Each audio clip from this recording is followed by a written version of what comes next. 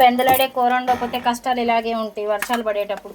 చూసారా, నేను పెందలాడే వంట చేద్దాం అనుకున్నా, కానీ ఏం జరిగిందో తెలుసా? కరెంటు పోయిందండి. కరెంటు పోతే ఏం జరిగిద్ది? మనం రోటికి పని చెప్పాలి. చూడండి, ఇప్పుడు నేను వండే కూర కోసం రోటికి పని చెబుతున్నా. చూస్తూ ఉండండి ఫ్రెండ్స్. చూసారా ఫ్రెండ్స్, ఎంత కష్టం వచ్చిందో ఇవాళ నాకు. చూడండి, ఎంత మసాలా నూరడం అంటే మామూలు విషయం కాదు. నోరలాగా అల్లాడుతున్నాను. ఎట్లా కొట్లా కష్టపడి దంచానండి. మిక్సీలో వేసా, కరెంటు పోయింది. ఏం చేస్తాం, మన అదృష్టం ఎలా వర్ణిస్తుంది. ఇదిగోండి ఎలాగోలా. చూసారా, వరుడు దేవుడు కరుణించకుండా ఉరుముతున్నాడండి. నేను గబగబా తాలింపు వేసేస్తా. అలాగే ఉండండి ఫ్రెండ్స్. చూస్తున్నారండి, వాన వస్తుంది బయటేమో. ఇంట్లో రొయ్యలు పొయ్యి మీద పెట్టినాక కరెంటు పోయిందండి.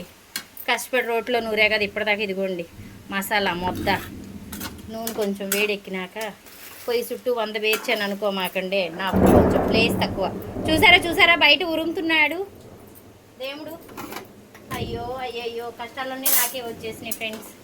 చూడండి, ఇంత కష్టమైనా వంట చేస్తున్నానండి. చూడండి ఫ్రెండ్స్, హడావుల్లో ఉల్లిపాయ పచ్చిమిరపాయ వేయటం చూపించలేదు, ఏమనుకోకండి.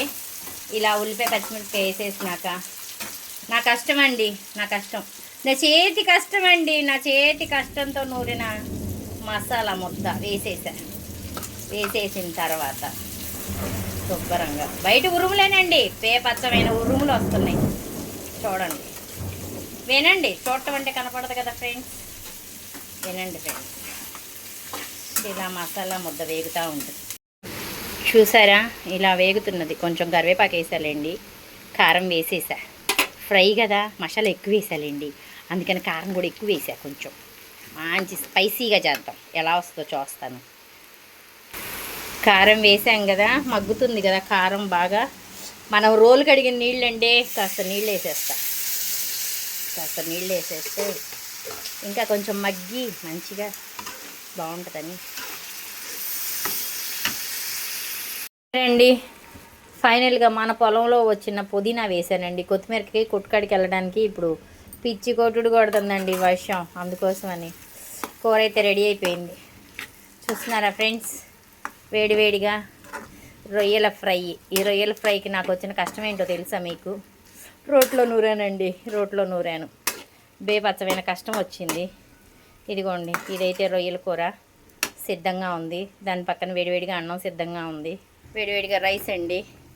శుభ్రంగా తినేద్దాం రండి ఫ్రెండ్స్. రెండు పొయ్యిల మీద వండేసేసా. కరెంటు పోయిందని రైస్ కుక్కర్ తెచ్చేసి దీని మీద వండేసా. ఓకే ఫ్రెండ్స్, చూడండి, మీరు ఎవరైనా ఎంత కష్టం పడి ఉంటారా చెప్పండి. నేను చూసారా, రోట్లో నూరానండి, ఎంత కష్టపడ్డానో తెలుసా.